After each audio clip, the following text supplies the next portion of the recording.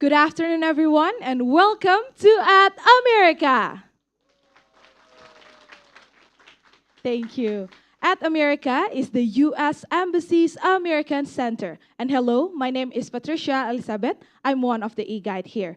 Do you want to know on how to explore cross-cultural learning experiences through studying abroad and hear more on how you can build your international career?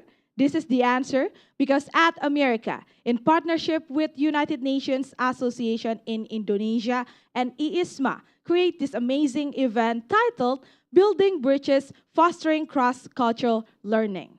And now, before we start our discussion, we have trivia quiz for you who join us via online platforms. And the question is it true or false? You can have a free consultation at Education USA to learn how to study in the United States. You can submit your answer to our social media platforms, and if you can guess correctly, you will get a live shout out from us at the end of this event. And now, before we begin our discussion, we're going to hear opening remarks from Secretary General of United Nations Association in Indonesia. Everyone, please give a big round of applause to Bagas Jati Kusuma.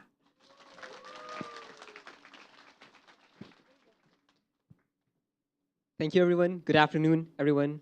I would like to first welcome and thank BOAFCA and our UN colleagues for continuing their support and partnership with UNAI and supporting Indonesian youth and fostering a deeper relationship with UN in Indonesia. I would also like to welcome and thank our friends in ISMA alumni community for their partnership, connection, and hard work that we've built for the past 2 months for our events today. The collaboration between UN Association Indonesia and ISMA today are driven by our shared vision to continually expand the perspective and broaden the horizon of Indonesian students and youth. Today's overarching theme revolves around fostering a deeper understanding of cultural diversity and addressing the unique challenges returning and future international students of Indonesia faces. As a former international student myself, my experience abroad has broadened my horizon and opened my eyes and reinvigorate my passion to contribute back to our nations in tackling our country's biggest challenges, which I'm sure are shared by those of us who has returned and maybe some of us that will also become international students through ISMA or other means themselves in the future. I hope that our shared vision to understand cultural diversity and to understand that there are, beyond our own nation, other culture and other opportunities will be shared by everyone here today. Thank you. Thank you so much for your warm opening remarks. Next, we have Director of Partnership IISMA AC. Everyone, please give a big round of applause to Ahmad Fauzan.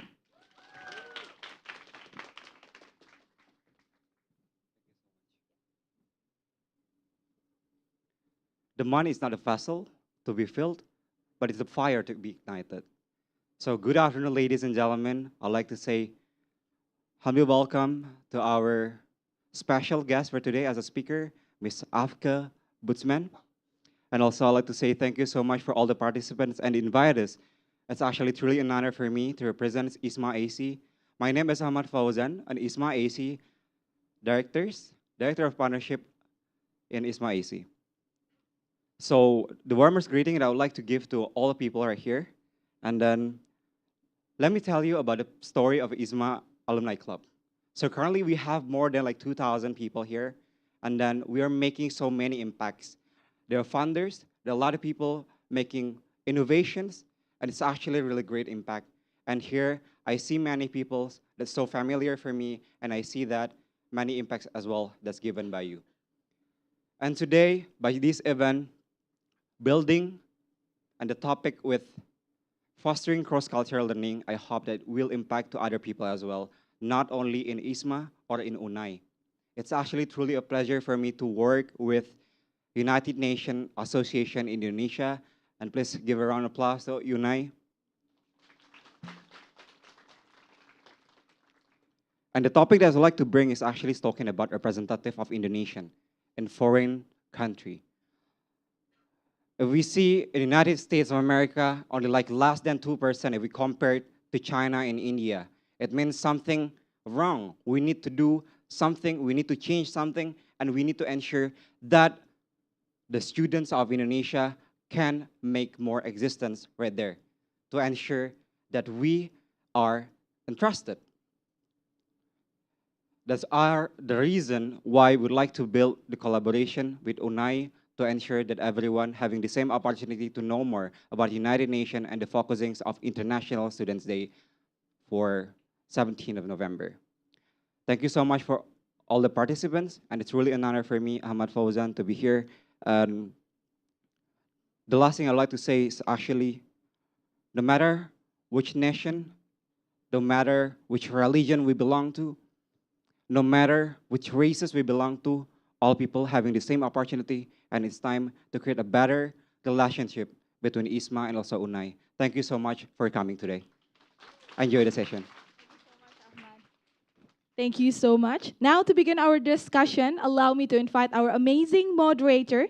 He is a Program Development Manager, United Nations Association in Indonesia. Everyone, please give a big round of applause to Ashar Ilyasa.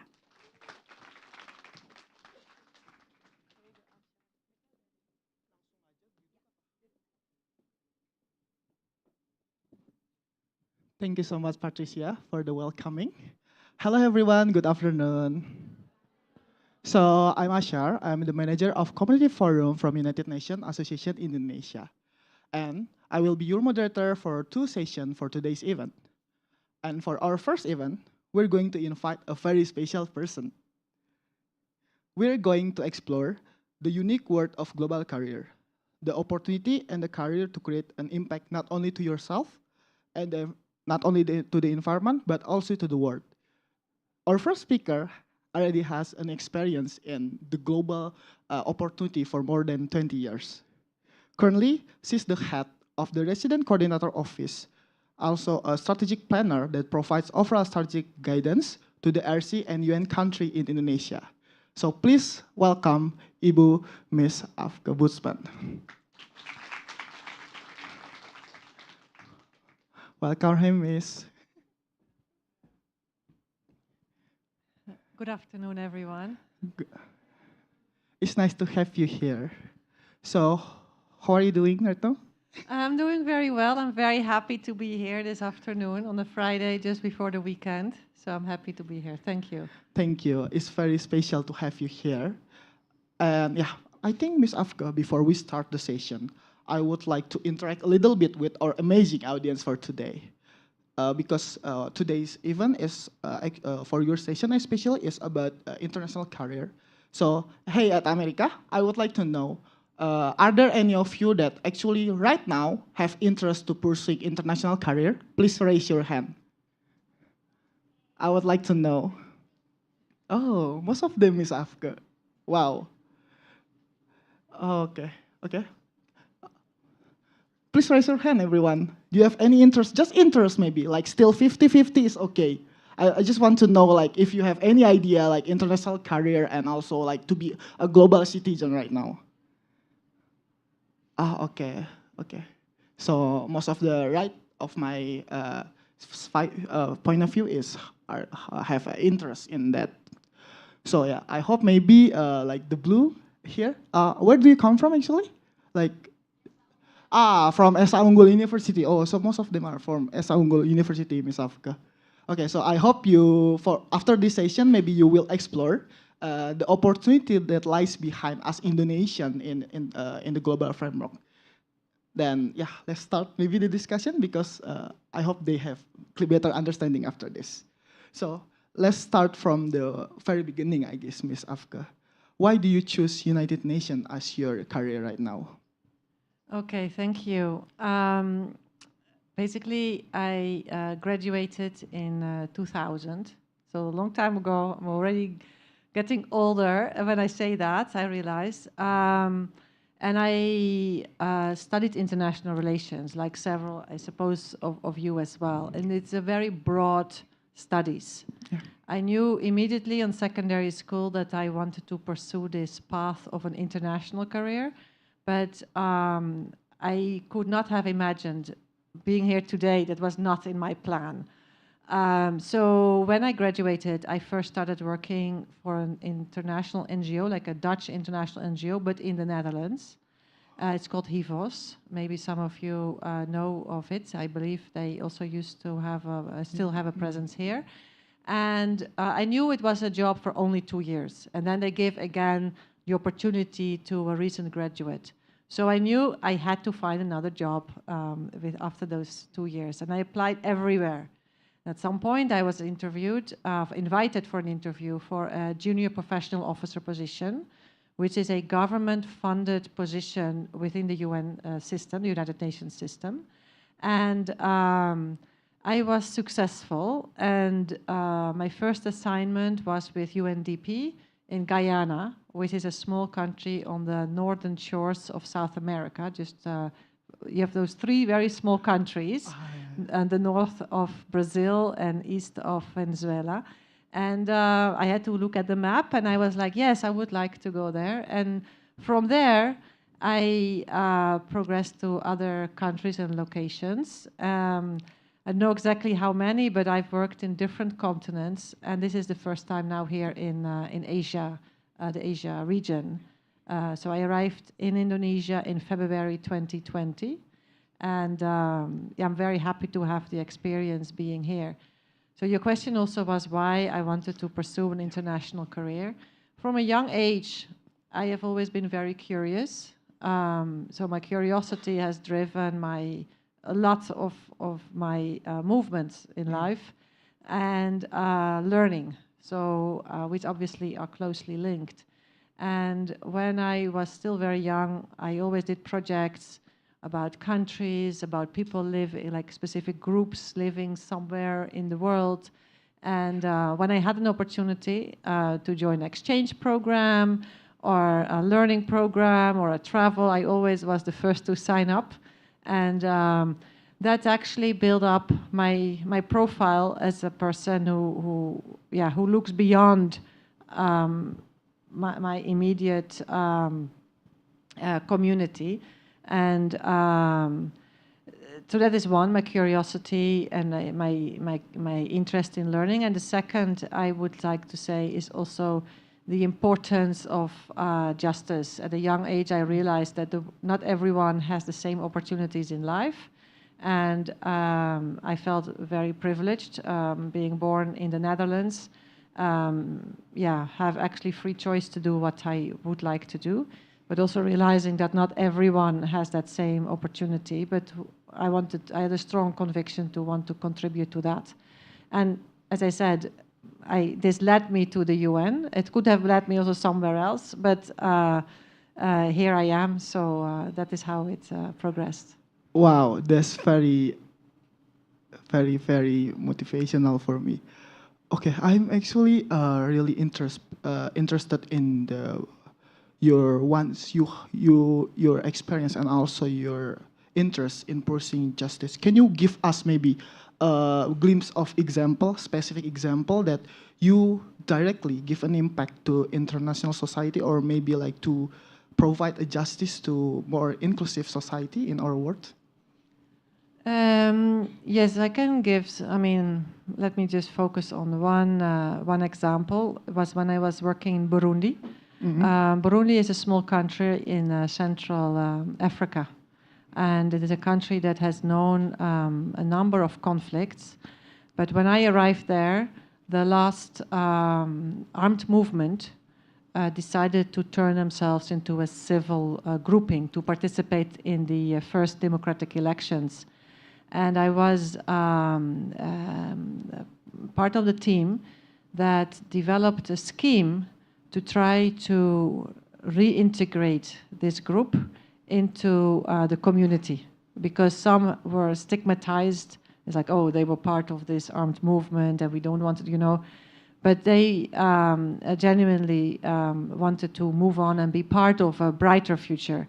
So what we did, we developed a program whereby, together with the host communities where they were going to live, joined what we call like high-intensity labor projects.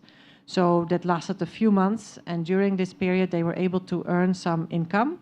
And then we worked with a local saving scheme, and they were able to save some of their money. And in the next step was to invest that into an economic activity. And some of them became quite good entrepreneurs.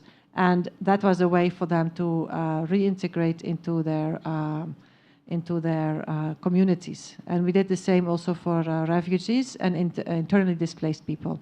And this element of giving people the chance for a new future, I believe, is very important, because that people are not stigmatized by who they were in the past, but if you want to move on, being given the opportunities and the tools and the chances to do that. Wow, please give a round of applause, everyone. That's really inspirational and beautiful, actually, that you took a part to resolve internal conflict of country, to make a peaceful decision, and also to make a positive impact to the society. So I think there's a little bit hint in that actually catching up and also pursuing international career also can make a positive impact more than yourself, more than environment, more than your country. Is actually can be impactful to the world. So maybe could you, for the next is like, how can you see, especially in the recent time, that maybe based on your experience too, that international career actually is a really interesting and intriguing path for the youth. Can you tell maybe to the audience that actually a little bit maybe confused and also but afraid actually? Yes, I would say an international career. I would recommend when you have the chance and you are interested, motivated, because it's also a choice. I mean, we know, if it is something that you really want, during your studies, and I think that one of the previous speakers referred to that, if you have the chance and it is something that you want, try to study abroad for a semester or for a full year, because that provides you an opportunity on what it possibly could be to work also later on for the international career. It gives you a first opportunity to, let's say, a sniff if this is something that you would like. If you do not like it, you go back to your home country and life goes on. But if you do like it, you can get what sometimes we say the bug. Yeah. You can be infected by a bug and then you want more of it. Yeah.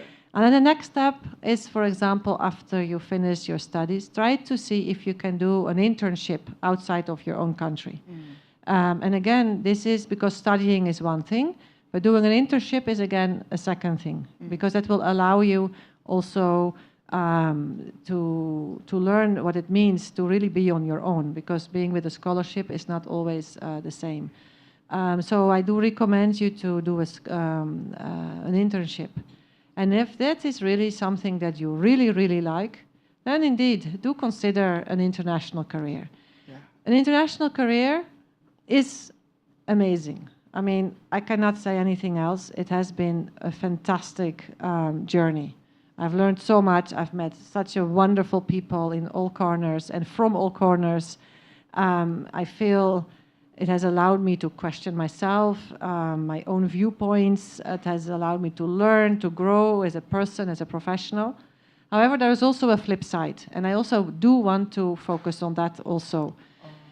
For example, especially when I speak about being a woman, at some point you may also want to think about family, relationships, and that is not always easy when you have an international career, because is your partner also willing, to follow you? What do you do if you are both professionals? Do you follow your partner? Can you find a job in the same place? When there are children, what language do you teach them? Can they still learn about the culture of the country where you come from? Yeah. Do they know, what is nasi goreng? Do they, Yeah. So those are, that is also the flip side. And it also means being far away from your family. You miss celebrations, you miss birthdays. So there is also the other side. And that is why I was insisting earlier on the personal choice. It's really a choice because it is different. It's really different from when you stay in your own country. Having said that, it doesn't need to be a choice for life. You know, you can go for maybe a few years and then you also can come back. But I just want to share that because it's part of the reality.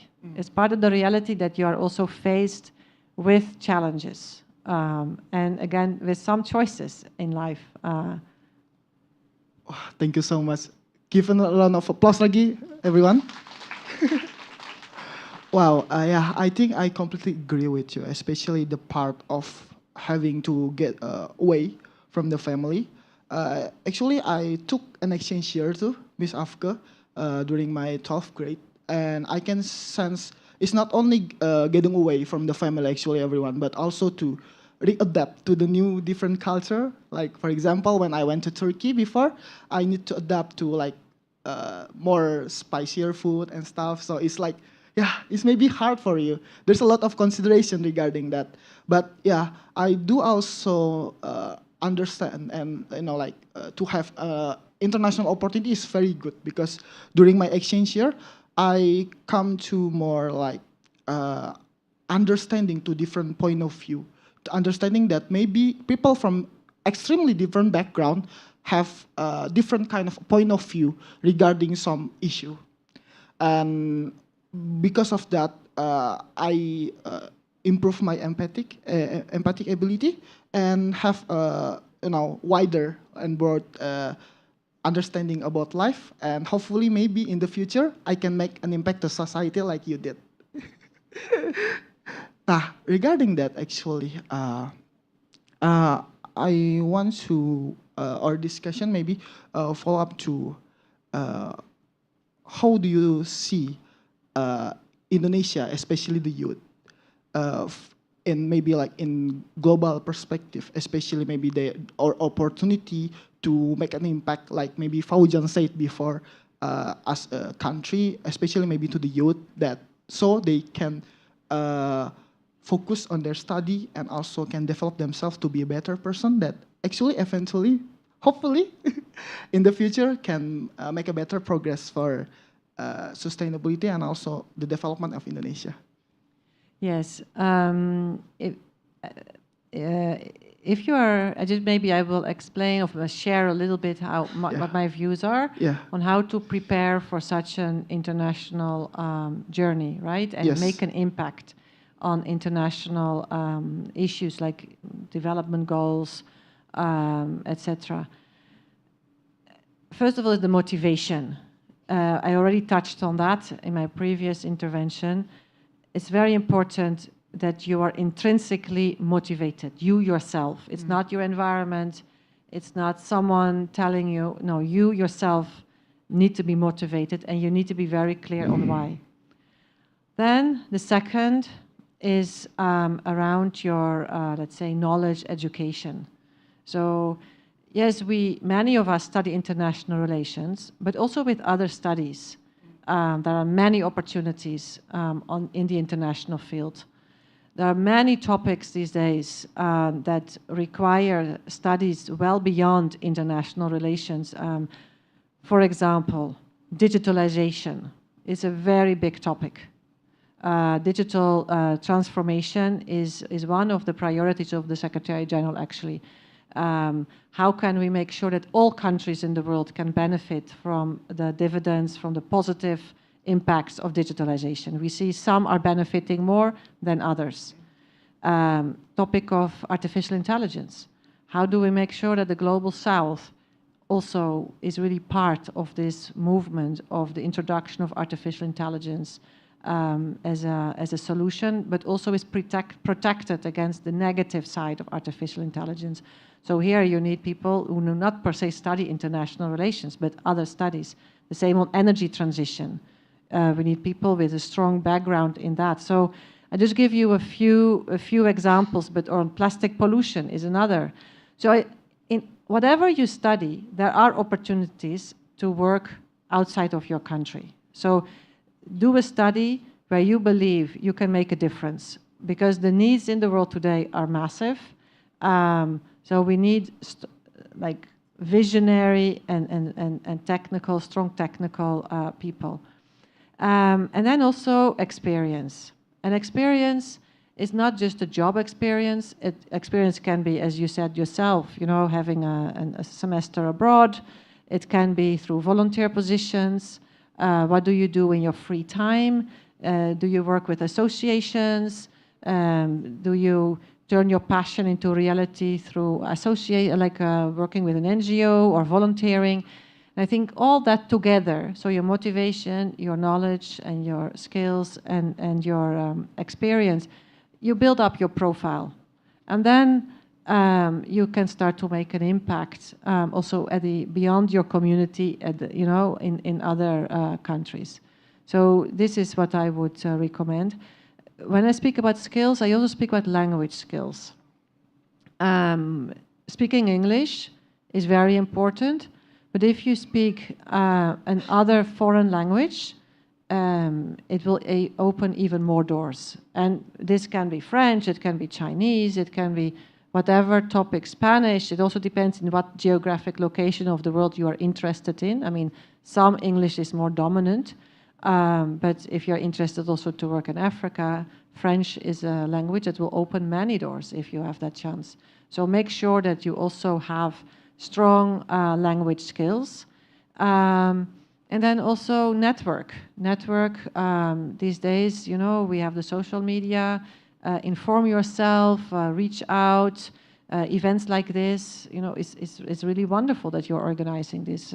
So talk to people that you do not know, and inform yourself with what they are doing, and feed yourself on that. That's another suggestion that I would like to share. Okay, thank you so much, Ms. Afka.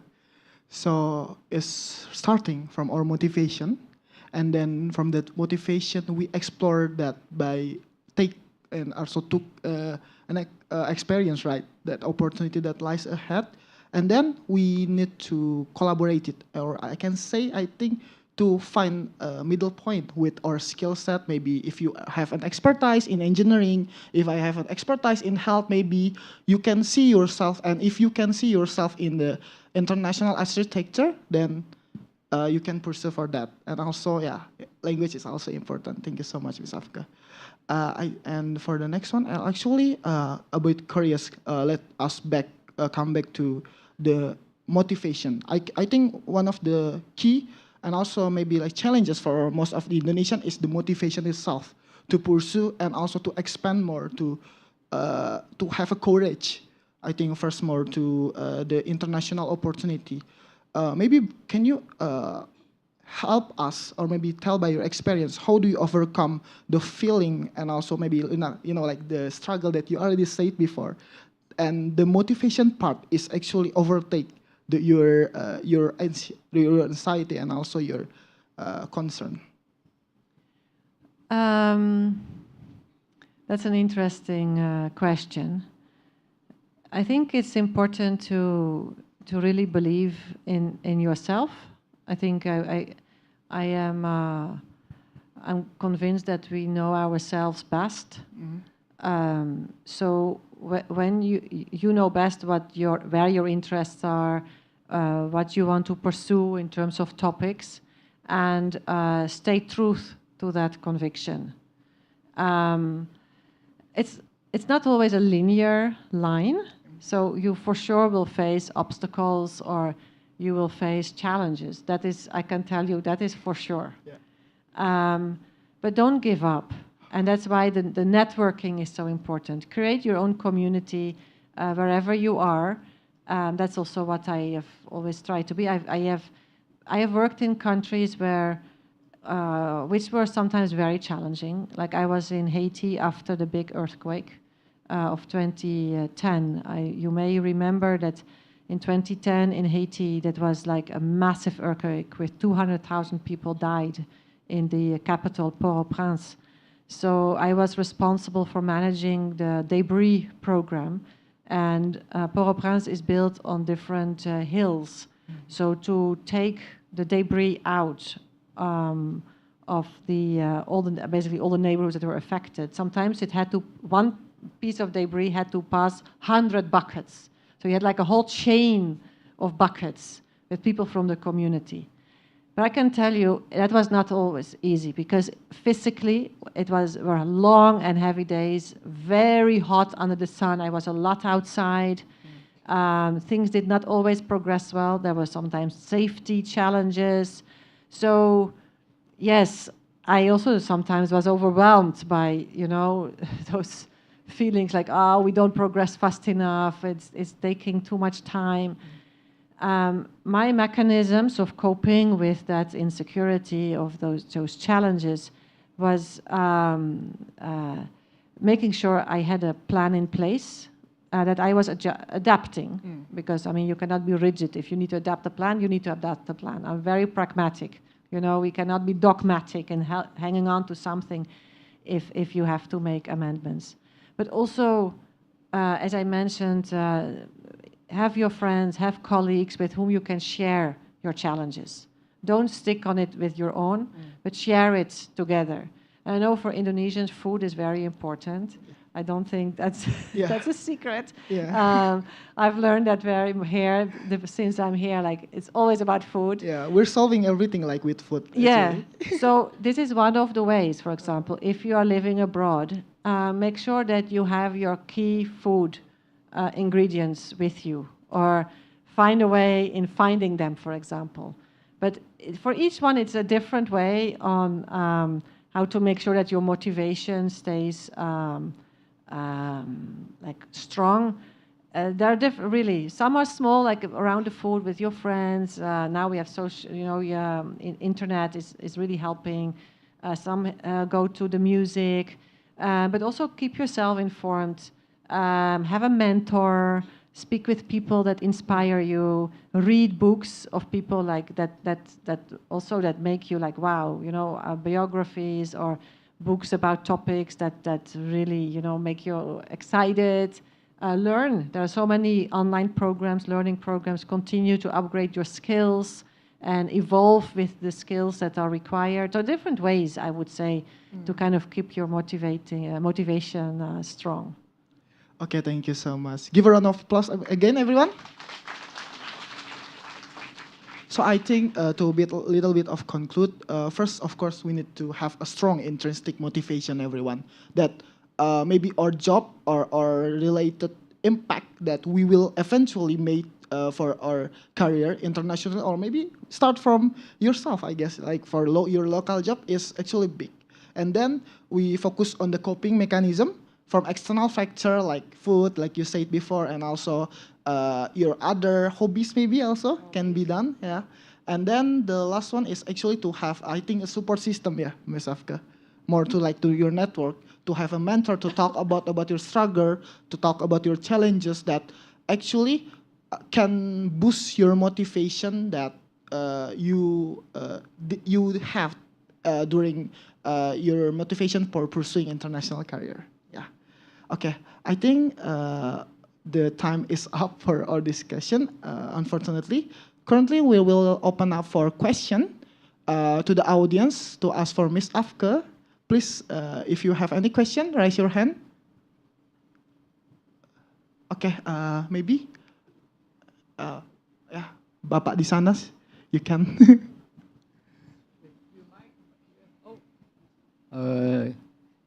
My name is Toyo. I am an active member in here in with conversation club called Coffee Chat at America.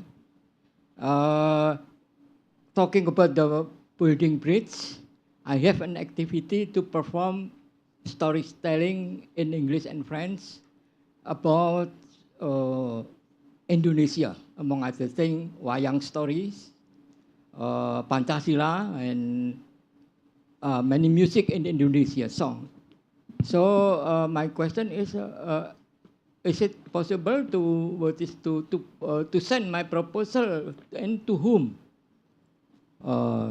For your info, I have performed wayang show, but at present I make it more simple, storytelling, but it's supported with drawing, photo, NVCT, and so on. About the wayang story, about the just I have mentioned before. Thank you. Okay. So, what is your question, sir? Sorry, can you Passion. restate it again? My passion. Your question. My question is to whom I can send my proposal about but it is possible to take part in art activity in the international world. Do you want to answer it directly, Ms. Afka? The question was he has expertise in cultural. Do you know wayang before?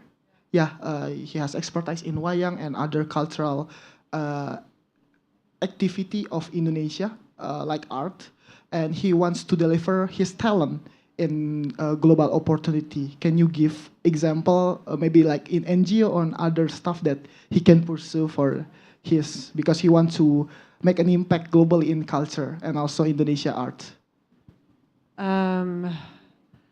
Well, I'm not so much a specialist in this field of art, so I'm afraid I don't have immediately a suggestion for that.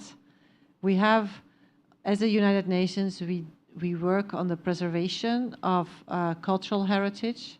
There is a UN agency called UNESCO, and then many of the cultural heritage of Indonesia is actually officially registered in a registry to be protected for the interest of the world. I mean, the Angklung is one example, but there are many examples, batik also. But the specific question where to submit a proposal, I'm afraid I can't answer that question. Okay, sir. I think that's Ms. Afka's question. But I think for myself, in Indonesia, actually, especially in the Ministry of Education and also Ministry of Culture, there's a lot of program actually that send and also provide the people that have same interests like you, like wayang and stuff, to tell a storytelling about Indonesia culture in some of their program. I think for you, my suggestion is you can follow or maybe like follow their pages, maybe Instagram, and also maybe if they have a newsletter, you can follow them, or maybe you can also directly email them about your expertise and asking them if they have an opportunity for you to present your culture and also your expertise. I think that's it for my answer. Thank you. Is there any question maybe? Yeah, sure.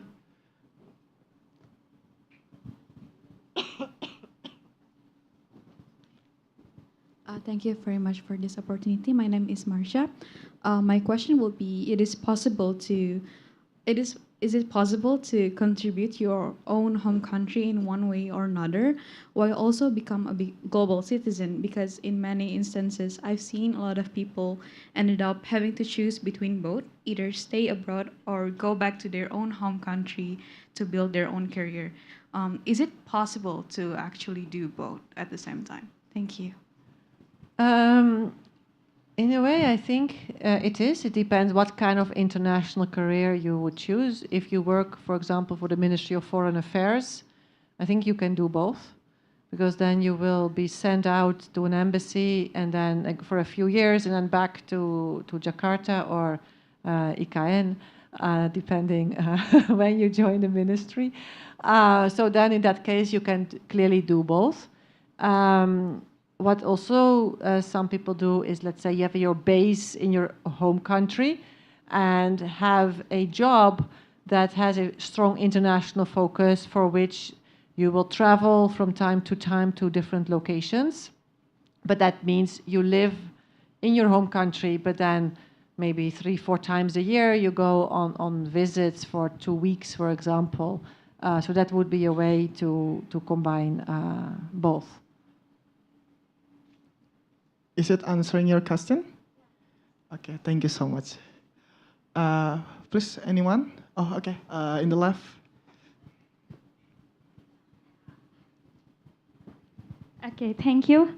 My question is, in your international career, Have you ever encountered cultural intimidation or been perceived as a different from a citizen of the country you have visited? How did you deal with it? Very interesting question. Thank you. Thank you. Yes, of course. Just by, I mean, very clearly, I mean, the color of my skin is very different from many of the countries where I've worked, for example, in Africa, in Haiti. That's why I do like the type of job I do, because my jobs tend to be longer in nature, let's say 3, 4, 5 years in one location. So I have time. I don't have the feeling to prove myself that I am, no, I am myself. I am myself wherever I am. When I am serving in a country, I have enough time for people to get to know me. So I don't feel rushed to kind of, oh, I need to look nice or friendly or this or no. So that means some colleagues or people that I have encountered, it takes longer to gain the trust, because it's in the end it's about trust, to gain the trust. And with some colleagues, it takes a longer time than with other colleagues or with other people who I have met. But I always see the good in people, unless I've proven differently. But when I meet someone, I believe it's a person like anyone else, like, a good person.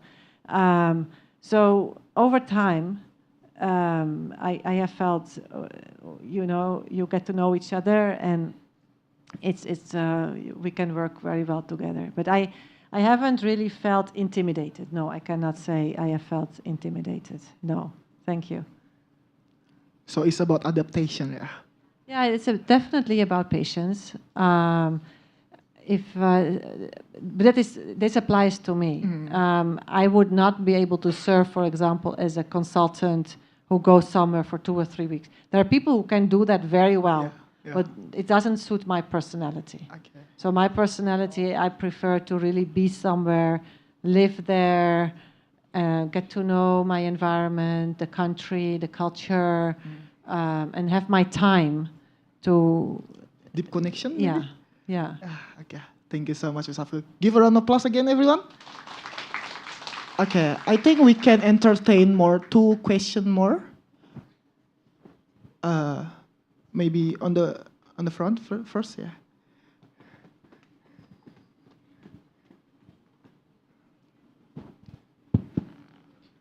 Okay, my name is Benny from Esa Unggul University. Last week, I am with my friends. We go to the conference with Esa Unggul University and Mapua Malaya University. In that conference, we have seminars, and the topic is more interested. That is like education and artificial intelligence. All of us know artificial intelligence can support the educations, but some people argue the artificial intelligence can be limited by the culture. Like the culture, because the AI, the culture can be limited about the AI. So what do you think about that? Well, I'm not an expert per se on artificial intelligence. I'm fascinated by the topic. Yeah. That's for sure. And I think what is most important is that, and especially your generation, is that you really evolve with all those new technologies and understand what are the benefits and what are the risks. That is very, very important. At the moment, there is no global governance system in place yet for artificial intelligence, so there are no rules. There are no global set of rules on what can or cannot be done with AI. And the Secretary General is working towards setting in place such a, let's say, I call it, let's say, a global set of rules around the AI. So before the end of the year or early next year, we should get a recommendation from a group of experts that the Secretary General just has appointed, and they are going to advise him on that. The role of culture within that, I'm sure they are going to look into that as well. But AI has many, many interesting opportunities for education as well. And but I also understand that there are limitations. I mean, we still have to learn ourselves. Of course, make most use of it where it suits you and where you are allowed to use it. But don't forget, you have a unique brain, and that creativity, I think, don't forget to use that. Yeah, thank you so much, Isafu. Yeah, it's actually one of the interesting topic too for me as a college student because ChatGPT actually is very disruptive, I guess, to everyday life. Like we can do most of our homework and also like some of the exam maybe we're using ChatGPT. But from my experience, actually ChatGPT can help us to understand our creativity even more.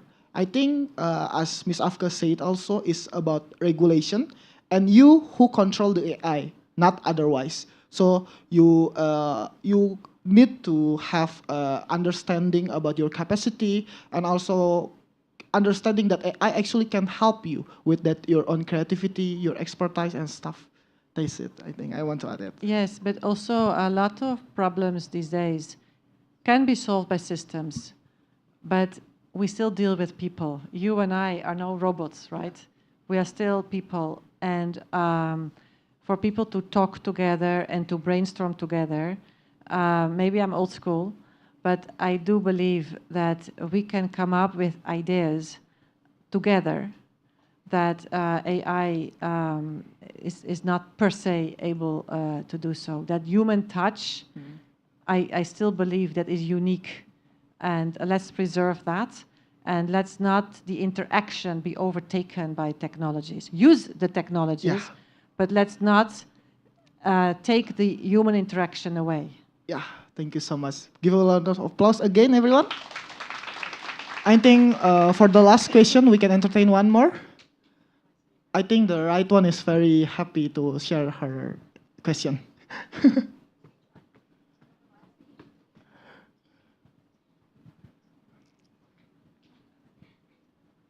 Right, thank you for the opportunity to ask a question.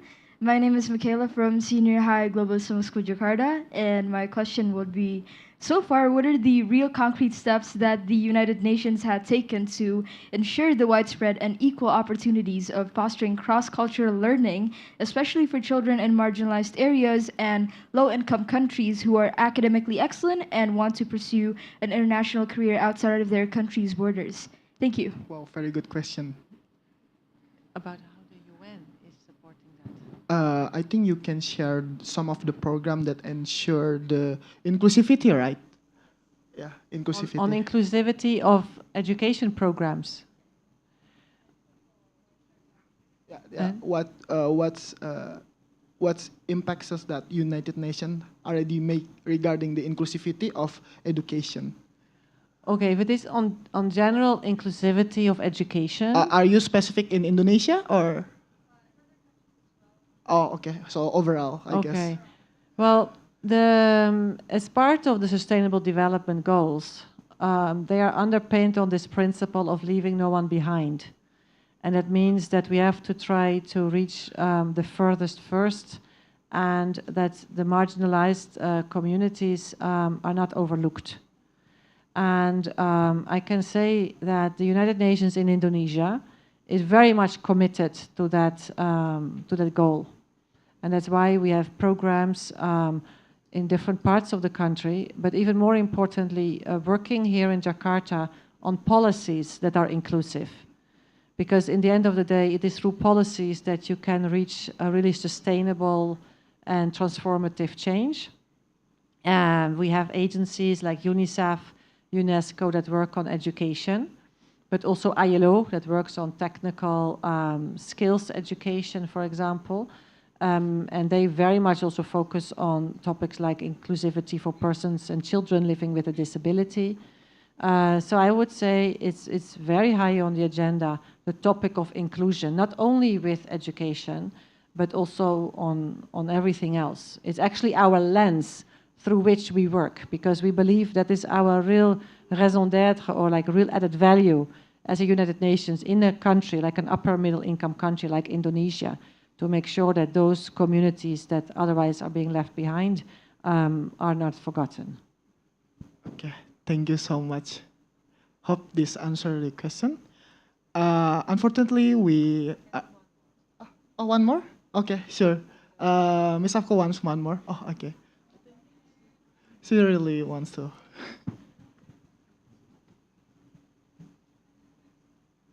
Hi, my name is Eleanor. Thank you for sharing about the cross-cultural learning.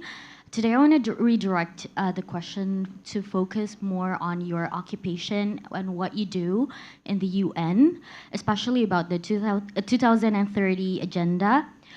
So given the multifaceted nature of cross-cultural interaction within the UN's global initiatives, how do you strategically navigate and integrate diverse cultural perspectives and values into the implementation of the 2030 agenda across various countries and regions, and maybe in Indonesia itself? Okay, so my role in the UN here in Indonesia is I'm the head of the Office of the Resident Coordinator. The Resident Coordinator is the most senior UN official at the country level. So she represents the Secretary General, in this case in Indonesia. So what we do, we work very closely with the government, but also with other organizations to advance on the Sustainable Development Goals and Agenda 2030, which encapsulates the entire, like the 17 goals. So we do that in different ways. First of all, through data to actually understand how far are we with the goals? Are we progressing? Are we regressing? Especially after this COVID period, are the goals still on track or not? So this element of the data is very important. Otherwise, you just do something and you don't know whether it makes any impact or makes any sense. So we spent quite some effort on that with the 20 UN agencies that are present in Indonesia. And then you have the different UN agencies that have all the different mandates, from education, health, to sexual and reproductive health, to environment, climate. And they basically work around specific sustainable development goals and the indicators. And we bring in different perspectives, we bring in lessons learned from other countries through South-South collaboration. We try to advise the government on good practices from other countries. And also through studies, we try to identify areas where more work can be done. Whether it is on achieving healthy diets through food systems transformations, whether it is through reforming your social protection scheme and linking it with the creation of shifting people into jobs from sectors like, for example, the just energy transition. Many people work in the coal industry, but the future is not coal. The future is renewable energy. So how can you help to shift those workers into new sectors? For example, the transformation of the education sector. We speak about the Blue Agenda, how to ensure you, as the largest archipelagic nation in the world, on the one hand, preserve your natural resources around waters, but at the same time, have a healthy economy that is generated and based on the blue, on the sea. So that is just a few examples. But we very much draw also on lessons learned from other countries, and vice versa, whereby Indonesia is sharing their lessons learned with others. Thank you. Hope is answering your question. Okay, I think we already run out of time, Ms. Afka, but I think lastly, I want you to give maybe a bit of closing remarks for everyone in here about their impact to the future of not only maybe Indonesia, but also to the world. Thank you very much. I really would like to thank all of you for being here today and to share this moment together. I mean, it really warms me to see such a great turnout to such an event on a Friday afternoon. So thank you very much for coming. It's not a secret that we are living in a very complex world.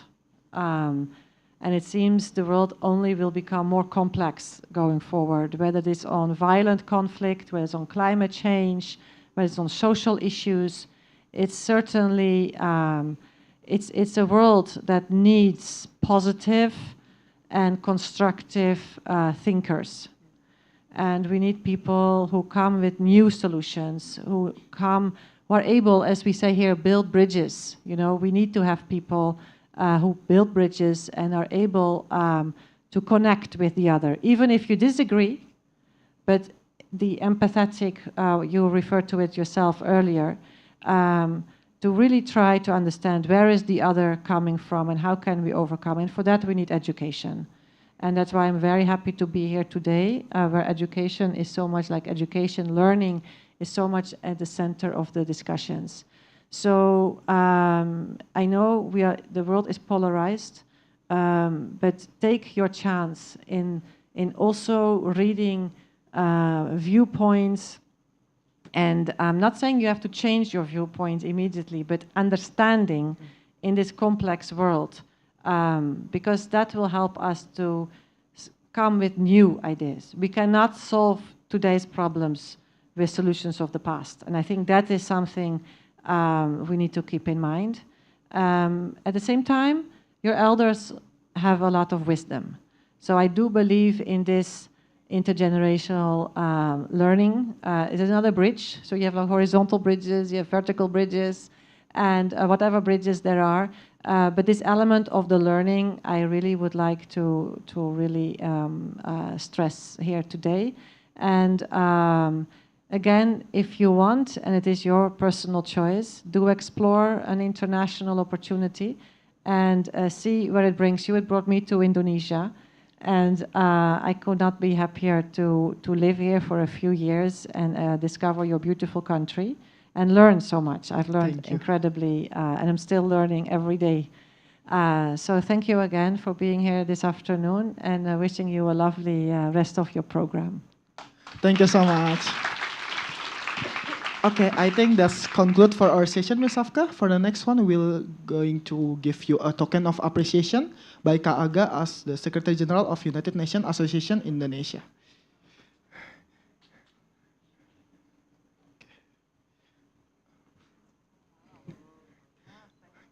Please give a round of applause again, everyone.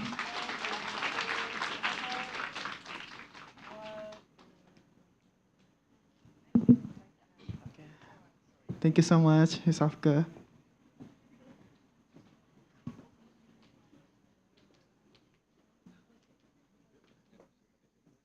Thank you so much, Asar and Miss Afka Bootsman. Everyone, can we give a big round of applause to the first session of this event? And now we're going to move to our next session. But along with that, feel free to post a picture or record our event and post it on your social media account and take us on Instagram at AT America. And thank you so much for your questions, audience. And now we're going to move on to our next session with our ISMA alumni. And of course, yes, can we give a big round of applause to our ISMA alumni? And now I want to welcome again our lovely moderator. He is a Program Development Manager, United Nations Association in Indonesia. Back to you, Ashar Ilyasa. Thank you so much again. Halo semuanya, sekarang mungkin sesinya bakal lebih ke bahasa Indonesia lagi karena tadi mungkin dari Bu Afka sudah menjelaskan dari sisi yang profesional ya. Sekarang mungkin kita akan lagi sisi yang mungkin lebih engage sama kita. Sisi yang lebih dekat sama kita yaitu para alumni-alumni keren nih dari ISMA Aceh. Boleh dong tepuk tangannya lagi sekali lagi. Oke, jadi sesi pada saat ini mereka akan nge-share kepada teman-teman sekalian terkait experience mereka. Terkait bagaimana sih intercultural learning itu impact bukan cuma ke diri mereka, tapi juga ke sekitar mereka atau bahkan kepada masa depan dan cita-cita mereka di kemudian hari. Nah, oleh karena itu aku akan introduce dulu pertama-tama kepada our three beloved speaker for today's event. Nanti pertama-tama kita akan punya Kak Putri Bayhaki atau Kak Fai yang akan nge-share juga. Dan dia merupakan ISMA Award 2022 dan sekarang juga merupakan research intern to Chulalongkorn University. Mungkin Kak Fai boleh diri dulu Kak.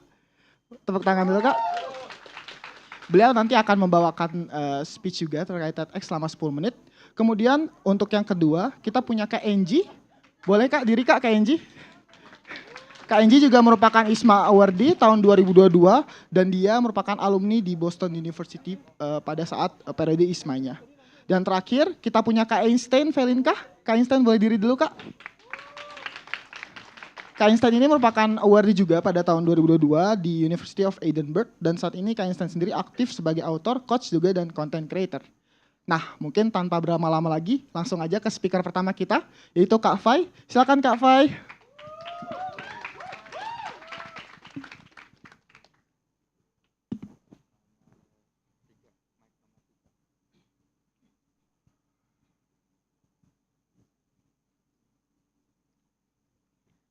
What if my academic record is not competitive enough? What if I'm not good at my interviews? I'm coming from a small university. What if it affects my acceptance? On top of that, what if I fail? Ini adalah beberapa pertanyaan yang aku tujukan pada diriku sebelum daftar di program ISMA. Sebelumnya aku mau nanya dulu ke teman-teman, ada nggak dari kalian yang seperti aku? Sebelum memulai sesuatu udah ngerasa takut duluan. Udah diangkat tangannya? Okay, I'm glad that I'm not alone. Okay, so I think it is normal to worry about the outcome. I think it's normal to have some self-doubt. Tapi aku juga selalu membalikan pertanyaan ini. What if I regret not challenging myself? What if I regret not investing in my education? What if I underestimate my own capabilities? And in my moments of doubt, I stumbled upon this one quote. If you try and fail, congratulations. Most people don't even dare to try. And from that moment on, aku meyakinkan diri aku untuk mendaftarkan diri aku di ISMA. Dan alhamdulillah aku keterima menjadi salah satu dari 1.155 awardee sarjana di batch 2022. Oke, dan apakah self-doubt aku berhenti sampai di sana? Jujur, iya. Tapi aku mulai mendapatkan banyak sekali pertanyaan dari teman-teman di sekitar aku. Why Chula? Why Thailand? Why Asia? Dan jawaban aku waktu itu cukup simple. Because based on my research, I found a promising education prospect which fits my ambition in this university. Dulu, sebelum aku menjalankan program ISMA, aku seringkali mempunyai mindset ini. Studying abroad dapat diukur kesuksesannya berdasarkan how well I can survive academically. But as time goes by, aku menyadari bahwa studying abroad sama sekali tidak bisa diukur hanya dengan keberhasilan akademik aku. It is so much more than that. Teman-teman di sini, adakah yang pengen study abroad? Angkat tangan? Oke. So, if you're planning to study abroad, then you have to be ready to embark on a holistic and transformative experiences. Salah satunya adalah being independent.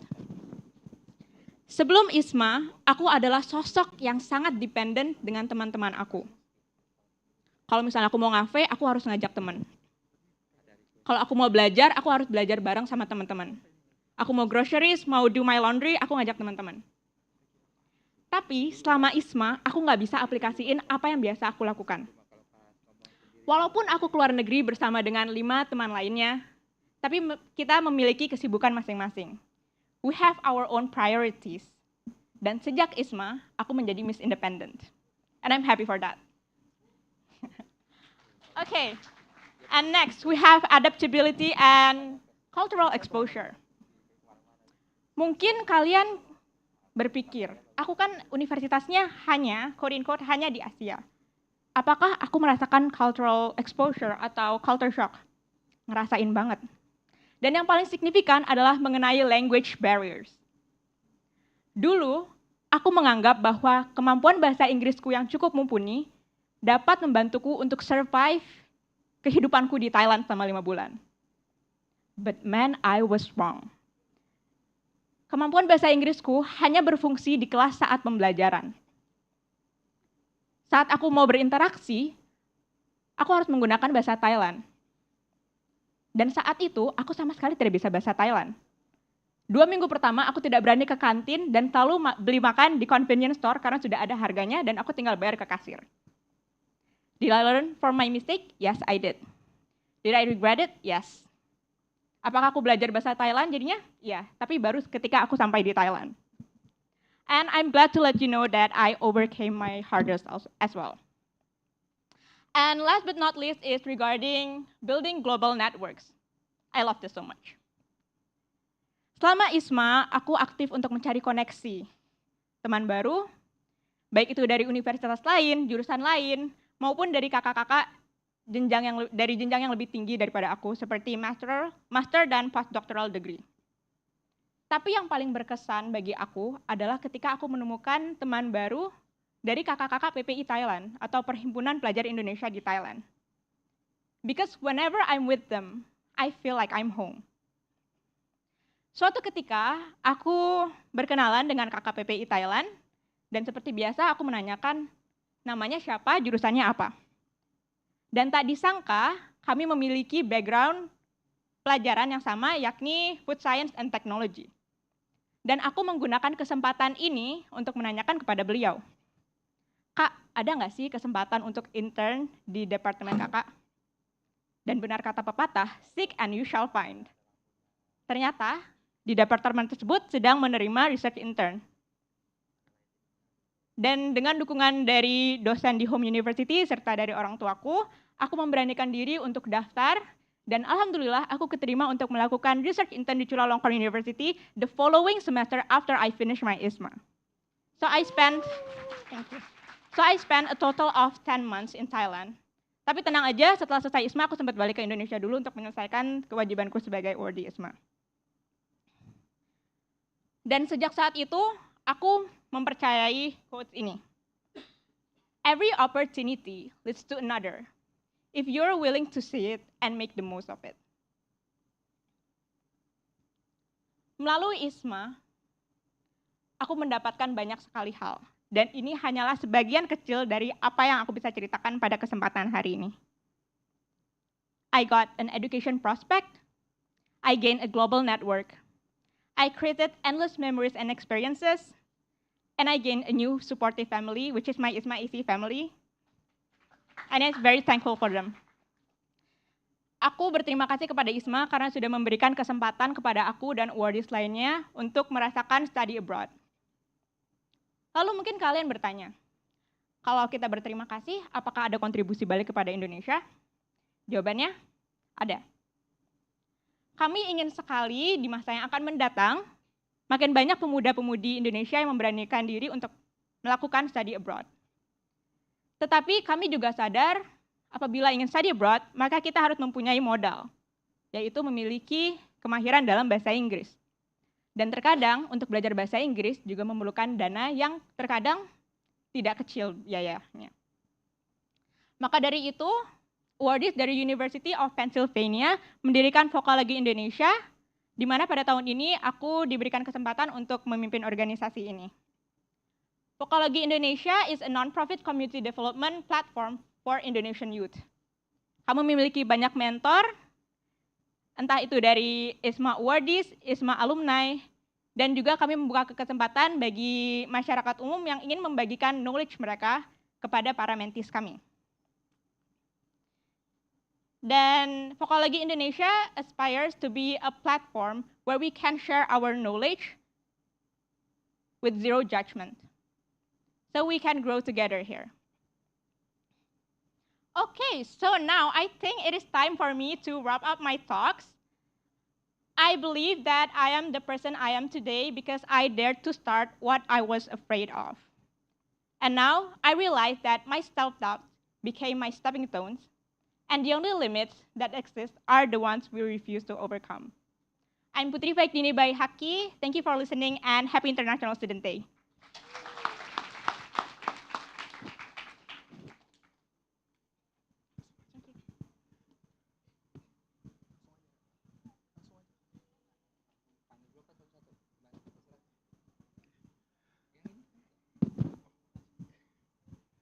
Thank you so much, Kak Fai, for the very inspirational speech. For the next one, we'll have also a really inspirational figure too that will have 10 minutes of TED Talks. Please, Kak Angie, the floor is yours.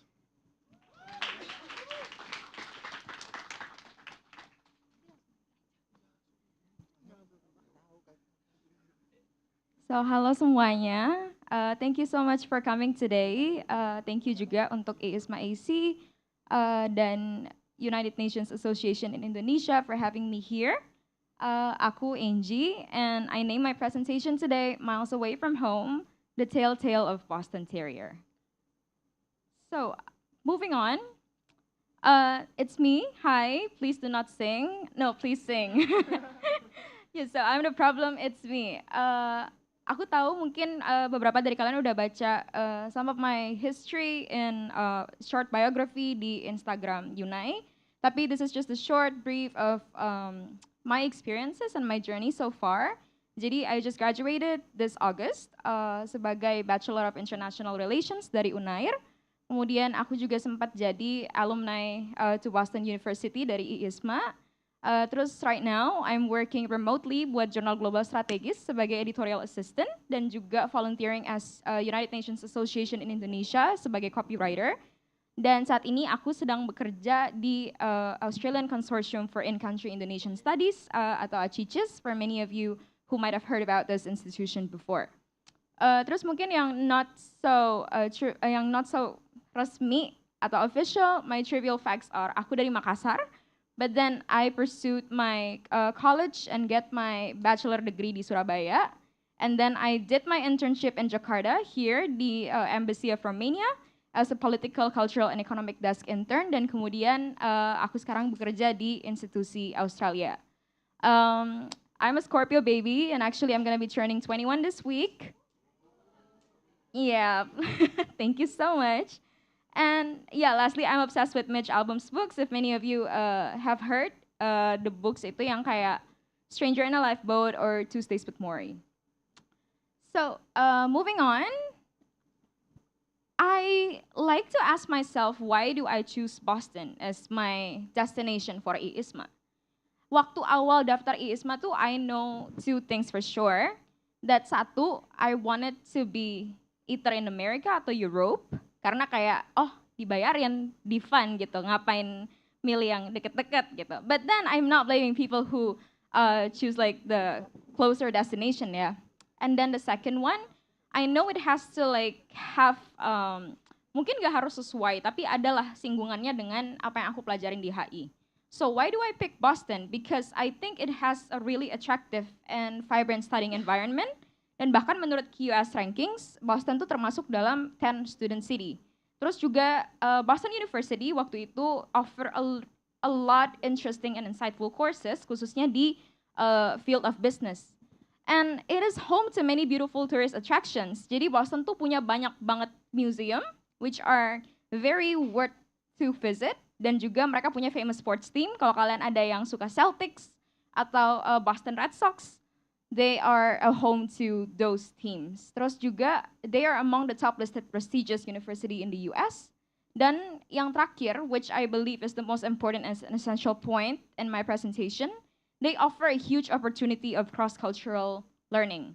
Jadi not only Boston University itu merupakan salah satu reputable university di Boston, mereka juga nawarin cross-cultural learning opportunity yang begitu besar karena you can really see the diversity, the multiculturalism going on di Boston University. They have like thousands of students coming from different backgrounds. I met people from Haiti dan bahkan juga teman-teman dari Afrika, teman-teman dari Jerman, Prancis, and so on. So it's really interesting to like get to know all that. And fun fact, BU has their campus and residential areas scattered all over Boston. Moving on, because I'm asked to talk about cross-cultural learning, so I probably would like to start with what this cross-cultural learning for me is about. Jadi menurutku yang pertama, it is about widening and expanding networks of friends and colleagues, academicians, and acquaintances. I think this is like the most important point from what I get di Boston, karena waktu itu yang benar-benar kerasa itu maybe not so much on the courses ya, kayak ya udah belajar gitu. The difference is like the studying room and everything, the city. Tapi what really matters most to me is that I get to like have more friends dan juga lebih banyak kenalan, lebih banyak academicians to like share my thoughts about. So it's such an amazing experience just to get and to be able to like do that. Dan kemudian mungkin yang kedua, it broadens my perspective in viewing things, baik personally maupun socially. Karena kita ketika kenal banyak orang, lebih banyak orang, we're gonna get to like broaden our perspective juga. Jadi misalnya dulu hal-hal yang kita view in such narrow mindset, mungkin kita bisa lebih see it in a broader horizon. Jadi kalau misalnya teman-teman juga sempat lihat, aku ada menulis and contributing a writing in Instagramnya Unai, judulnya Clearer Lens, Wider Eye View, and Why You Should Study Abroad.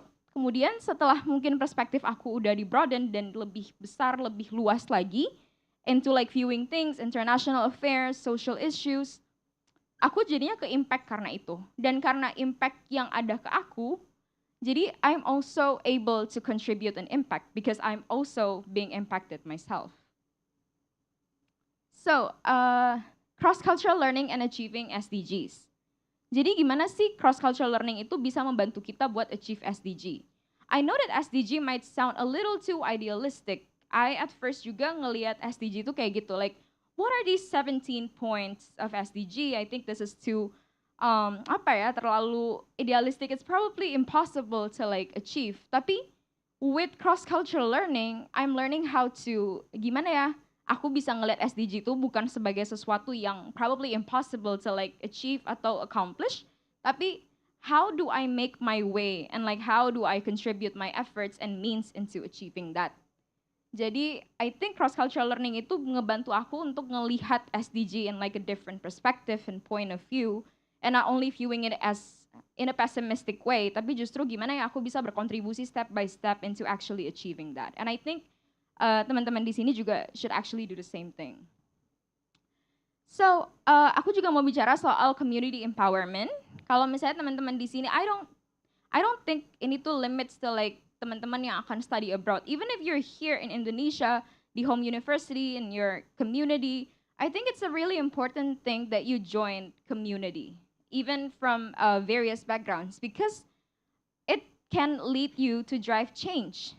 Dari join community and like meet new people, kamu bakal dapat hands-on experience of like what kind of change sih yang sebenarnya kita butuhkan gitu. Dan kemudian juga community itu actually challenge us. Jadi kalau misalnya I know that to some probably it's not very important to like engage in communities as long as misalnya kita ya udah kita maintain good grades aja. We don't need to like broaden our networks of friends. Tapi menurut aku fostering growth can really start or begins by engaging and joining in community. Dan also menurut aku community empowerment itu juga merupakan suatu reality check. Jadi kayak ketika kita masuk satu komunitas, aku ingat dulu di Boston ada komunitas soal migrants and like the storytelling about migrants. And I think it's a very it's a very interesting community to like be involved in. Gimana sih kita ngedengerin stories and narratives from all migrants yang kemudian live in America. And I think it's like a reality check. Ternyata mereka suffer from like different kind of struggle and hurdles. And so I think after having recognized those struggles, kita jadi bisa ngelihat juga kita bisa contribute di bagian apa gitu. And then setelah mengetahui apa masalahnya, then we can actually arrange what the solution can we give gitu. And like the ideals we aspire to be in. So empowered through being involved. Jadi menurut aku, ketika kalian join suatu community empowerment, mungkin pasti banyak ekspektasi yang ada gitu. Kita harapannya misalnya bisa ningkatin exposure and like be in a more reputable position. Tapi menurut aku, kita tuh firstly and foremost empowered by being involved. Jadi nggak harus misalnya kita punya goals ini 10 misalnya goals, aku harus keren banget nih setelah masuk community. But like getting yourself involved aja itu is a part of being empowered. So I think this is why I wrote here, it is also essential buat kita untuk ngelihat community empowerment itu sebagai suatu starting point untuk engage dalam sesuatu yang lebih besar dan juga lebih inklusif. Jadi waktu di Boston University, sebenarnya banyak banget community I can actually join, Tapi kemudian I choose to be in a community yang namanya Fenway Housing. Itu adalah salah satu dorm di Boston University. And mereka itu kayak suka hold pizza night, kemudian trivia night, and I think it's just very interesting to like get to know other people, other neighbors from that situation gitu.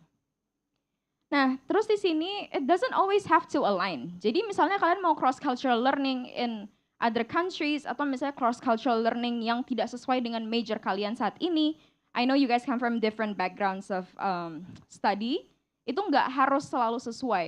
The most important thing about learning itu bukan fokus di apa yang sebenarnya sekarang jadi jurusan kita, tapi what we are willing to like discover dan juga apa yang kita lebih willing untuk cari tahu gitu. So like we need to be exposed to other culture in order to engage in wider discovery. And also it is possible for us to get a hands-on on international issues even though we're not living abroad. Dengan cara apa? Dengan cara kita self-educating, terus juga misalnya ada hal-hal yang ingin kita advocate, kita bisa practice advocating through social media. And I think the most important thing is to stay updated and always seek for more knowledge. Jadi seperti yang tadi juga Miss Afka I think has mentioned, bahwa the currency of knowledge, the currency of curiosity itu adalah hal yang paling essential, especially in cross-cultural learning. So I think this is concluding my presentation. What to do is to be open to new people and culture. Kemudian we have to be mindful and selective of who we are engaging to. Cross-cultural learning itu, I need to emphasize that it is not like one overnight step gitu, atau kayak overnight process. It's gonna take time, it's gonna take phases. Tapi it's okay to like being mindful and like selective of what kind of culture we are going to associate ourselves with. Dan kemudian juga mungkin harus do prior research and cultural wise. Terus yang jangan dilakukan, I discourage you to self-isolate from other culture or be rude and disrespectful, and most importantly, jangan racist, especially in cross-cultural learning.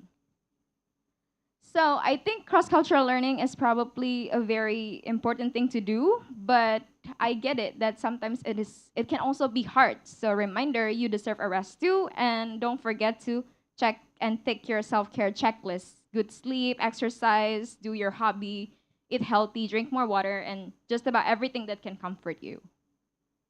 So I think, yeah, this is my photo from when Pak Nadiem datang ke MIT in Boston and gave a presentation about the whole education system di Indonesia.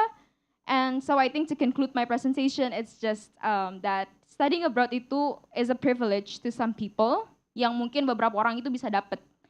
Jadi mungkin memang itu enggak for all, and studying abroad itu privilege yang takes probably a sheer of luck juga. Tapi cross-cultural learning itu is something that we all can grab. It is a gift for all. The opportunities are out there. I suggest you just go and grab them. So thank you very much for all your time and attention. This is the end of my presentation. Thank you.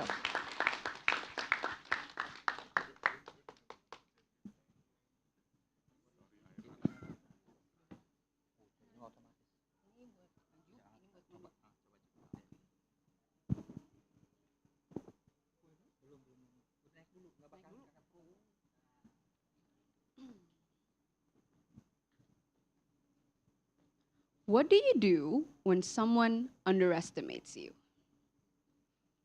I see a few high school students here. Dilabrak nggak?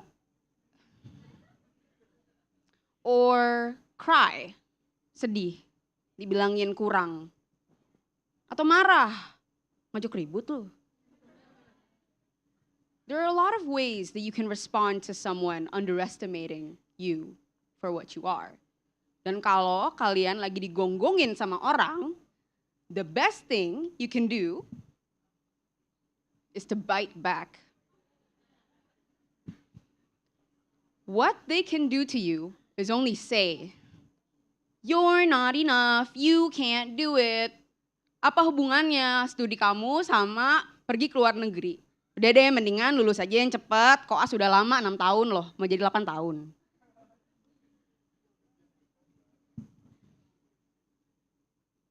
My name is Einstein, but not this one. This one is dead. This is me. I'm a dentistry student, a clinical student right now, And I'm also the most outstanding student at my faculty for the year 2022. So, that says something. I am also the ISMA alumni to the University of Edinburgh for the year 2022. And I am also someone who likes to blog and also write about my experiences. So what do you think of when you hear the word dentist? Kenapa sih ada anak koas, ngomonginnya koas doang tentang FKG?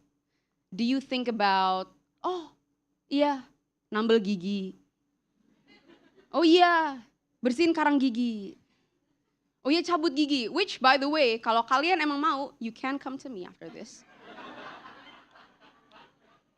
Biasanya, what my mom tells me is that sebagai mahasiswa kedokteran gigi, udah fokus aja. Anatomi, biologi. Nggak usah ikut kayak beginian. Keluar negeri, representasiin Indonesia di forum. Udah, nggak usah ikut debat. Ngapain sih? Emang apa hubungannya debat? Apa hubungannya kamu jadi juri? Apa hubungannya kamu ke acara internasional dan mewakili suatu tim delegasi? Ujung-ujungnya kan jadi dokter gigi. Udah, nggak usah bikin buku. Pecicilan banget sih. Gak ada yang peduli sama dokter gigi cara nulisnya gimana, bisa bikin puisi atau enggak. Yang penting kamu nambelnya yang benar. ¿Qué harás con todo este veneno? What will you do with all this poison that everyone is telling you? Prove them bahwa di jalur utama kamu pun kamu bisa juga.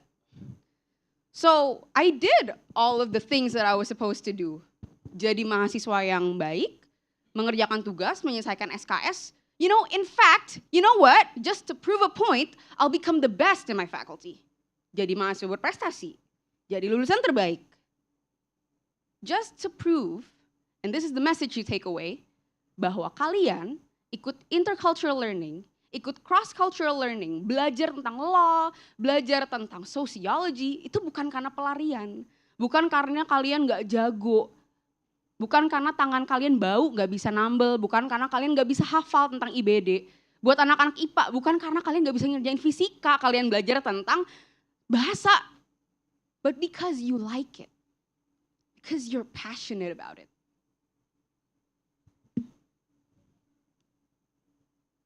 Balik lagi ya ke sini. This was me in one of my experiments in life where I did experimental poetry. And the response to this was that I got accepted into a book anthology. I got a book deal out of it, and I am currently still writing another book. So my status as a student in a specific field does not box me in. And this is also why cross-cultural learning is so important. But why study so far away? Why go for ISMA? This is little Aina. Nih, bocah, waktu kecil nggak pernah tepat waktu dijemput sama orang tuanya. Jadi, dia nunggu di library. Dia baca, ujung-ujungnya, she ended up here because it looked like Harry Potter's place. Ujung-ujungnya, dia ikut bejibun banyak nih. Debat, MUN, book club, effective altruism, creative writing, what even is that? Those are all my passions, and if I were to let those things go, I would not have been stronger. Ini adalah quote favorit aku. She made herself stronger by fighting with the wind. I fought every single word that came to me as arrows, and I made myself impervious. I made myself invincible with all those words. But again, what did I gain as a dentistry student from going abroad? Pas balik, kontribusinya apa? Hubungannya kamu dengan dentistry apa? SDGs. This is my most prized SDG. Aku akan ngasih tahu kalian apa yang aku kasih tahu kepada interviewer ISMA aku. Saya ikut ISMA, saya daftar, saya luangkan waktu saya di antara kesibukan dunia per FKG-an yang dari jam 7 sampai jam 5 sore. Cuma karena satu hal. I want everyone to smile. I want people, babies yang punya celah bibir bisa senyum. Aku pengen orang-orang yang tadinya merokok bisa berhenti. Aku pengen orang yang sebenarnya kesehatan mereka tuh bisa bertambah, bisa lebih. Tapi either it's not able to be given to them, aksesnya susah, atau nobody seems to care enough. When nobody seems to care enough, you start caring. That's why I started caring. Ya udah masuk FKG. Thinking ini adalah cara paling direct, cara paling cepat untuk bisa membuat orang tersenyum. Ya iyalah orang ditambal giginya. Ya iyalah orang sakit gigi hilang. Gimana nggak hilang? Tapi pada akhirnya aku sadar, that's gonna take me 1,000 years to get to everyone that needs that. And what you need is a structural and systematic approach. Jadi aku ikut ISMA karena aku pengen menjadi tenaga kesehatan yang secara holistik mengerti kenapa seseorang ini sakit. Bagaimana kita berkomunikasi dengan mereka. And how at the end of the day, maybe even stand up here again and represent the WHO. Who knows? So these are a few things that you can expect when you go to ISMA. Ikut kelas, ya salah satunya adalah kelas tentang mental health. I want to ask you all, are you taught mental health in class? Is there a subject for mental health in class? Unless you're psychology, I'm not answering. Salah satu kelas yang aku ambil adalah tentang mental health. Karena aku begitu banyak melihat kenapa pasien ini reluctant banget untuk dibenerin giginya. Dan aku ikut juga kelas tentang sosiologi dalam kesehatan. How geography, how the environment can affect someone's ability to be healthy. And of course, I went for art history, because why wouldn't you go for art history? Because it's fun. I also did Shakespeare, I also did Islamic economics, I also did times where the Christian army was probably not at their best. I studied everything. And so you will gain your experiences selama di ISMA.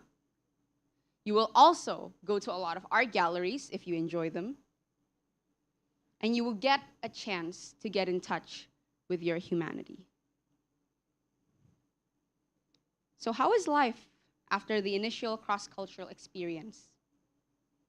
Ya pergi lagi dong. Pergi lagi abis ISMA, pergi ke Jepang 2 kali, ke Dubai, ke Surabaya. Jangan berhenti di ISMA. Where do we go from here? We go to another heart to touch. We go to deliver another smile. Thank you.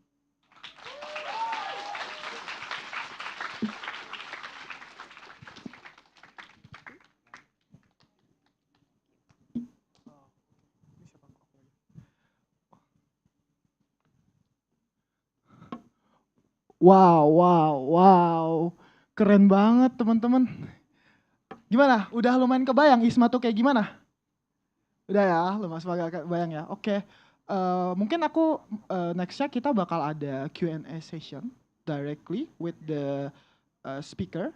So ini pakai kursi nggak ya kakak-kakak dari Amerika? Oh iya. Silakan.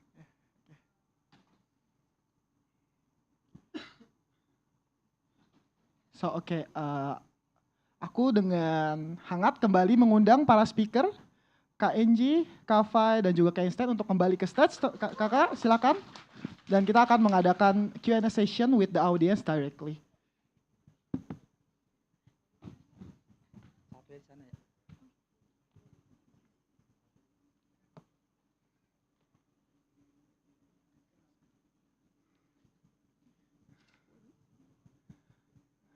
Oke. Wah, gimana Kak perasaannya sekarang? Mungkin ada satu sharing? Aus. Oke, mungkin panitia Amerika kalau boleh minta air putih, Kak Einstein pengen? Gak apa-apa kok. Oh gak apa-apa, oh kirain directly ya Kak. Di sini banyak yang biru-biru jadi sejuk.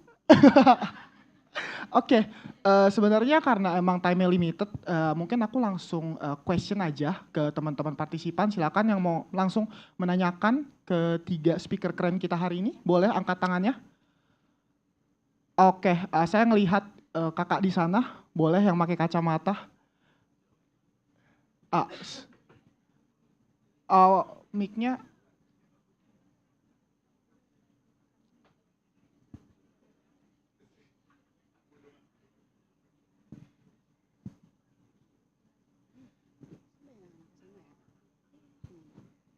Okay, thank you so much, Ashar, for the opportunity. And for the 3 ladies in the stage, I admire you guys so much. And I would say you guys are all very admirable, inspirational, and one might even say sensational.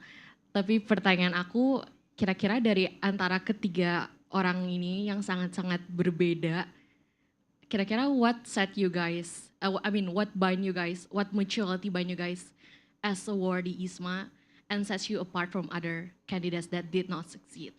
Thank you.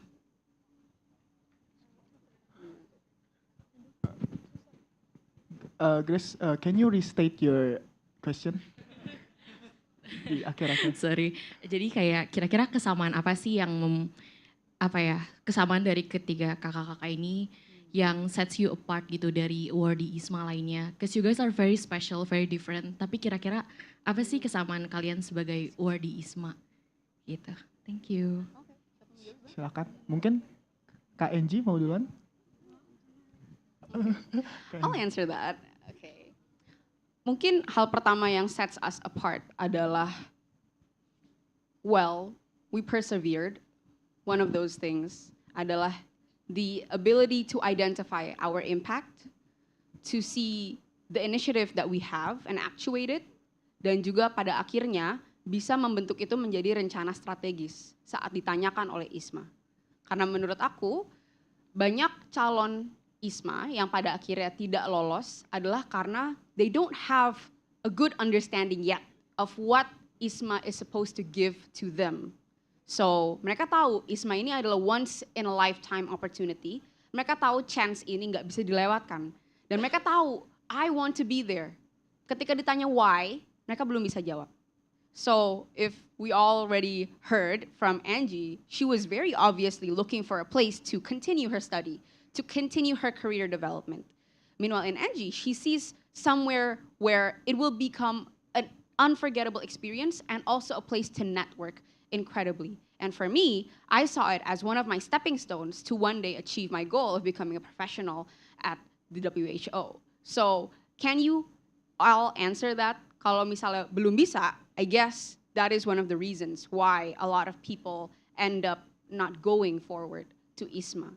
And if you ask Adriel, if you ask everyone else over here on the front row, they can probably tell you also kenapa ISMA itu penting banget buat mereka. So that's one thing that sets us apart. Among other things like nilai IELTS, TOEFL, transkrip nilai, dan juga kemampuan untuk tidak memiliki catatan kriminal di surat keterangannya. So those are all also very important things. Maybe ada yang mau nambahin? Okay, thank you so much, Kak Einstein. For the answer, applause boleh? Oke, next mungkin dari sebelah sini ada yang ingin bertanya secara langsung? Karena tadi sebelah kanan udah. Oke, kembali lagi. Tadi ada yang angkat tangan kalau nggak salah. Silakan yang di belakang.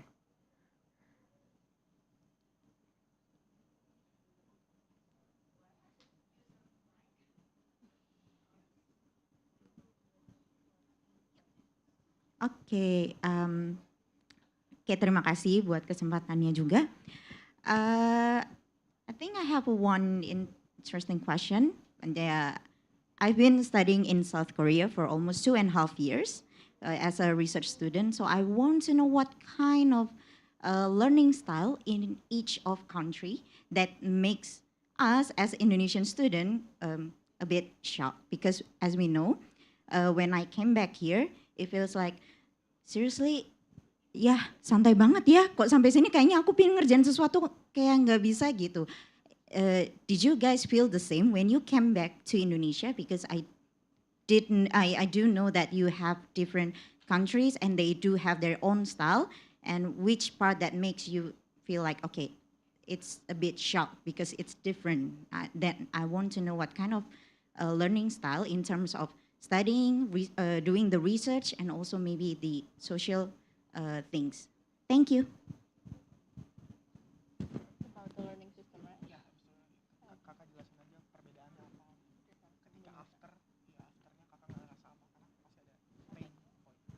Maybe I can start to compare the learning system in my university, in my home university versus in Shula.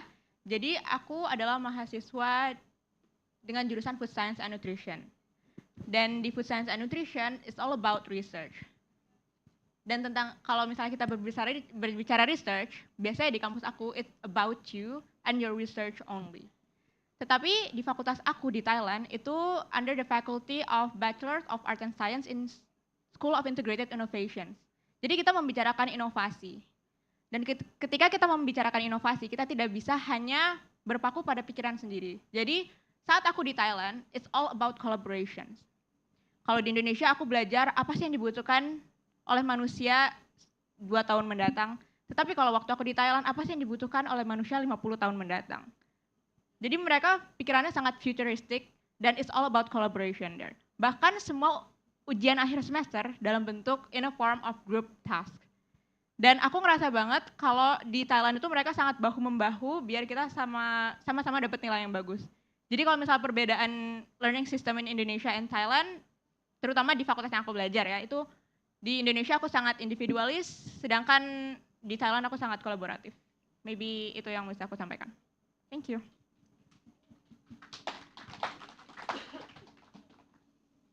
Oke, kalau dari aku, I think the difference in learning style dari Indonesia sama Amerika, it probably juga depends on the course ya.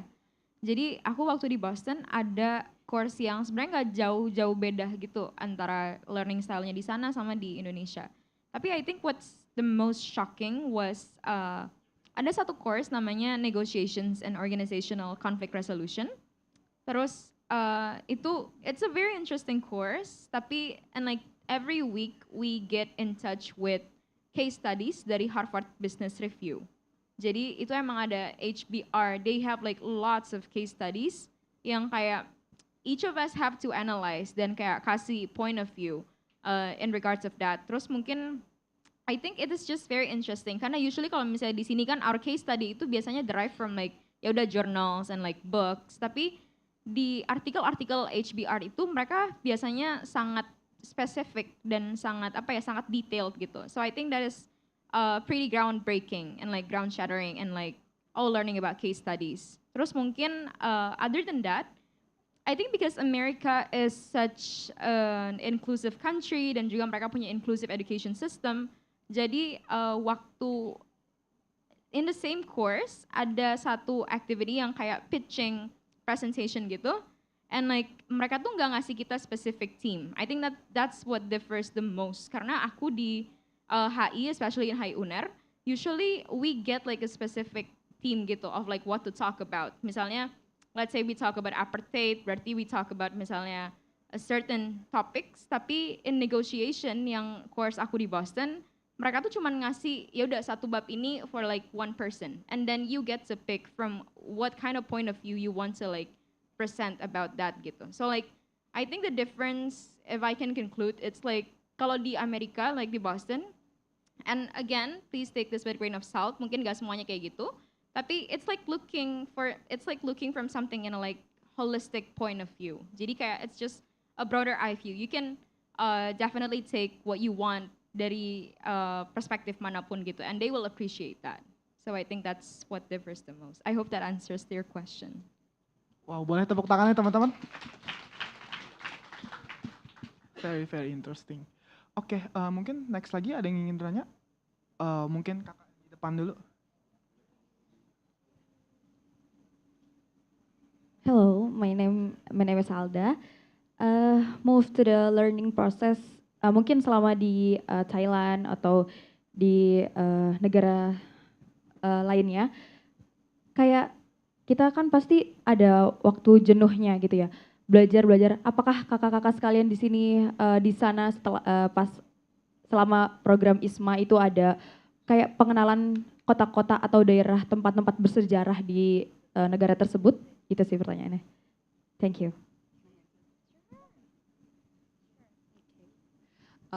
Thank you so much for the question. Jadi Edinburgh adalah salah satu kota tertua dan juga paling bersejarah di Europe in general actually, but also in the UK. Dan pas hari pertama aku nyampe, aku langsung ikut tour. Aku kira turnya kecil-kecilan aja gitu ya, cuma kayak oh ya tour kampus. Ternyata enggak, satu kota dikiterin. Iya. Dari orang yang biasanya naik go ride dari kosan ke kampus, tiba-tiba aku jalan. Itu kalau nggak salah 10 km jalan totalnya. I got 30K steps on my first day and I broke my foot. It hurt so much. Tapi ya, sebenarnya kalau misalnya kita udah ikut ISMA, nggak akan ada orang yang beneran jadi tour guide kita. Itu lebih kembali lagi ke kita sendiri. Apakah kita mau go explore? Then you can seek for tour guides or tour groups. Kadang-kadang suka ada international group yang emang mengadakan, oh ya ke Isle of Skye, that's what I did. Terus pergi juga misalnya ke London atau ke bawah, atau just a city tour. Karena kalau misalnya di masing-masing kota, apalagi kayak di Bangkok dan juga di Boston, itu pasti ada city tour kind of event thing. Kalau di Edinburgh bahkan ada sampai kayak like a double-decker bus yang cuma ngiterin all the landmarks and interesting places. Tapi tentunya kalau kalian pengen ngeliatin semua hal yang ada di kota kalian itu, you have to go alone. And that's what I did for 4 months. Every day I went to a different spot and I still didn't finish my list. So I have to go back, ya nggak sih? Ya kan? So kalau rasa jenuh, I would say, I think everyone else also experienced a period of rasa jenuh. For me, I didn't experience it karena pelajarannya boring atau pelajarannya susah. Justru menurut aku coming from anak FKG yang tadi kayak anak SD gitu ya, SD terus TPA langsung. It was quite relaxed overall atmosfernya. Kelas tuh nggak ada yang lebih dari 2 jam. Kuliah umum 1 jam, 2 jam, tutorial kadang-kadang 45 menit kalau tutornya sibuk karena dia anak PhD jadi harus strike, harus demo. That happens a lot. Jadi kalau kelasnya sendiri itu chill. Tapi for me, sekalian menjawab pertanyaan sebelumnya, I had to do 50 reading assignments. Jadi baca artikel, baca buku, chapter 50 biji. I didn't finish all 50, but I tried. Dan in moments like that, you start to go, aduh capek. Mager juga ya, diem dulu deh tidur. Terus minggu depan ikut kelas, nggak bisa ngikutin. So when that happens, biasanya okay, I gotta study more. I gotta do it again. Kalau menurut aku titik jenuh di ISMA itu hampir nihil, tapi titik homesick banyak banget. Ya mungkin agak keluar dari itunya, but it's also a similar feeling. Merasa nggak bisa gerak, merasa nggak bisa doing anything aja. Dan aku personally, aku nangis 2 hari pertama di dalam kamar karena kangen mau makan terong balado. Kangen toiletnya nggak punya bidet gitu, pengen pulang. Tapi habis itu kalau hal-hal seperti itu terjadi, that's the importance of having a network, a supporting system, call sama ibu, call sama ayah, call sama ayang embeb, call sama kucing kalau misalnya punya gitu. Jadi mungkin kalau misalnya dari NG atau Fem ada yang mau nambahin bisa? No, okay, I talk too much. Sure Kak, silakan. Okay, yeah, jadi mentioning soal homesick, I was so homesick. I'm such a melancholic person, I think. Jadi kalau buat Einstein, it's like 2 days, I think mine was about 2 weeks. Fun fact, I even called 911. And like, I just needed someone to talk to gitu. And then they barged into my door and like, are you gonna suicide? Terus I was like, no. Terus ya udah, I mean, yeah, it's kind of story yang kayak you're never gonna forget for the rest of your life. Tapi I think those kind of things, those little things actually matter gitu.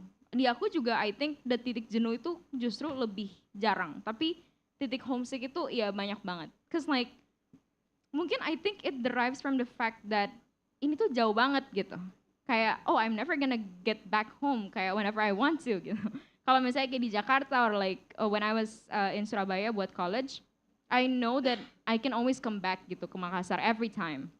Tapi kalau di Boston, I'm like 23 hours flight away gitu. Jadi it just kinda stuck on me with that kind of perspective. Tapi mungkin what really helps is that the moment I called that 911, jadi kan ada polisinya datang tuh, BU police datang gitu. And then they were like, oh jadi kamu nggak apa gitu and stuff. Do you have any suicidal thoughts? And a lot going on that.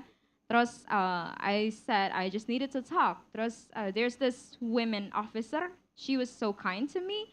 And she ended up saying, did you get a chance to go and walk outside? Boston is sunny and bright today. You should take a walk. The air is so clean. It's warm. It's sunny. It's just a beautiful day to like take a walk. And then I did that, and I came to the realization that if I can't fight this, then I gotta have to make most of it and like just enjoy what I have. It's not even a curse gitu loh. Jadi I think answering to that question and also seconding what Einstein had said, mungkin kalau ada di titik homesick, ya you travel a lot. You've visited places that you've never been to before. Di Boston tuh juga banyak banget, I think. Sama kayak Edinburgh, I think we have Boston Public Garden, terus ada Isabella Gardner Stewart, itu adalah museum yang bunganya itu warnanya it changes, I don't know every month or every season. Jadi between spring and winter and summer, bunganya warnanya beda-beda and it's so beautiful. And mungkin juga kalau misalnya belajar and like jenuh and then you wanna go somewhere, kita tuh punya Boston Public Library, which is very historical, which is very artsy, and it is very quiet in there. Jadi I think taking a moment from that kejenuhan from like studying, you can actually hop into the library and just study there gitu. If you want to look for like different atmospheres of like learning. So I think to conclude my answer, kalau misalnya ngerasa jenuh or ngerasa homesick, I know that it's hard to deal with and there's not like a single prescription of how to like cure that situation. Tapi you just gotta do what you can do. Jadi kayak connect and then you visit places and you just do stuff that makes you comfortable being in your own food again, even though it takes time. Mungkin dari aku seperti itu. Wow, makasih banyak. Can I add a little? Oh, oke. Silakan Cafe. Tadi sebenarnya aku nggak mau nambahin, tapi I have a different experiences from both of you. Jadi kalau misalnya Insight sama Angie, homesicknya 2 hari pertama, 2 minggu pertama, aku mulai homesick ketika aku mulai mempersiapkan diri aku untuk UTS. Karena aku baru ngerasa kayak, oh my god, aku beneran harus mempelajari 7 bab. Sebelumnya, 1 bulan setengahnya, aku bener-bener full of laughter. Aku nggak pernah nangis, aku nggak pernah kangen rumah, aku belum pernah kangen keluarga sama 1 bulan pertama. Tapi saat mempersiapkan diri untuk UTS, aku udah mulai, aduh teman-teman aku udah sibuk semua, aku benar-benar ngerasa kesepian. Dan jadi aku baru ngerasa homesick itu 1,5 bulan setelah aku sampai di Thailand. Terus kalau cara aku healing gimana ya? Kan aku sama Wardis ngambil pelajarannya beda, jadi kita nggak bisa belajar bareng gitu, nggak bisa sama-sama ngebantu. Aku lebih banyak deket sama kakak-kakak PPI Thailand, dan kita sering masak-masak di sana, masak-masak makanan Indo, terus kita main game Indo juga, dan menurut aku itu lumayan nge-cure homesick sih. Jadi walaupun sejauh apa, kalian pasti nanti nemuin your own home. Thank you. Wow, boleh tepuk tangan ya teman-teman. Oke, tadi aku ada we can entertain 2 more question I guess. Kembali ke sebelah kanan kami, ada kakaknya yang di belakang. Silakan.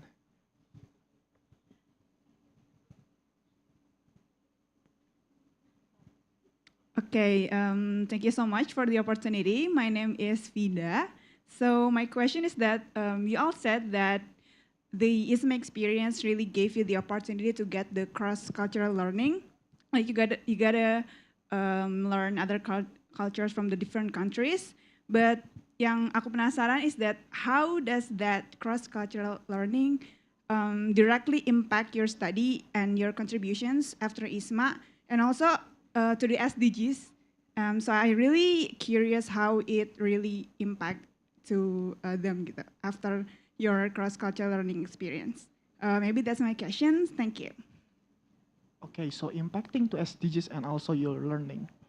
Mungkin tadi sebenarnya Kak Einstein udah nyebut ya Kak secara langsung. Mungkin kita mau ngelihat POV dari Kak Fai sama Kak Enji. Silakan. Maybe I can start first. Jadi I mentioned earlier kalau misalnya aku adalah mahasiswa Food Science and Nutrition.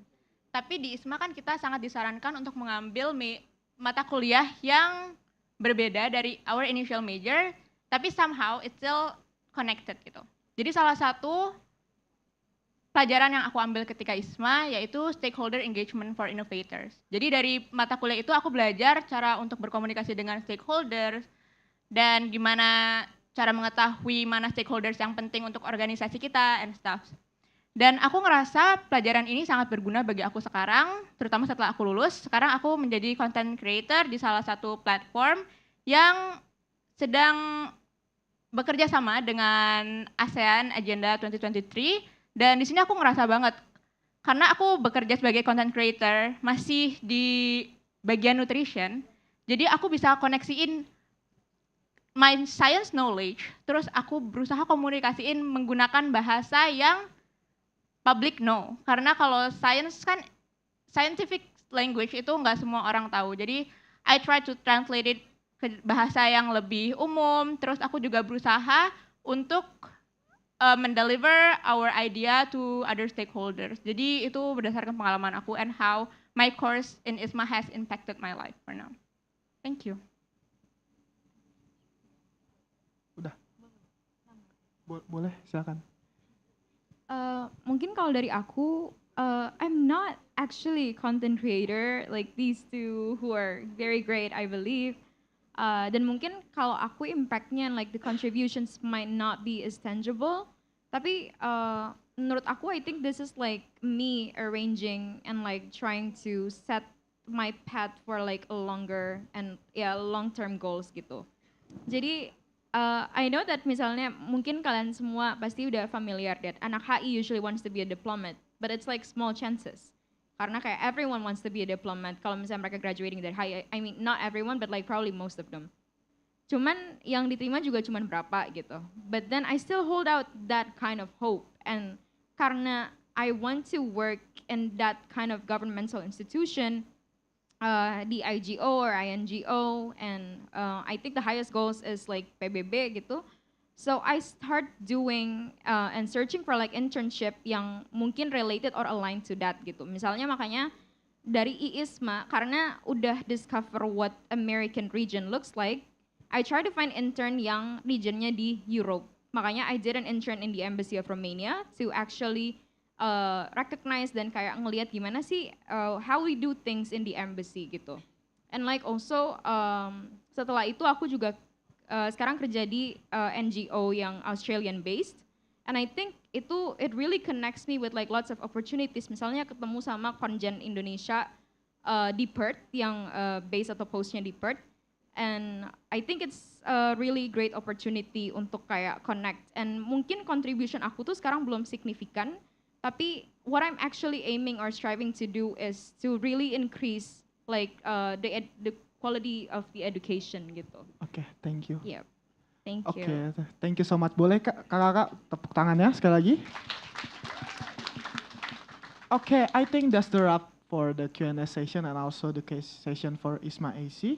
Mungkin kita boleh diri dulu kakak-kakak. Mungkin aku foto dulu kali ya, boleh atau sekali.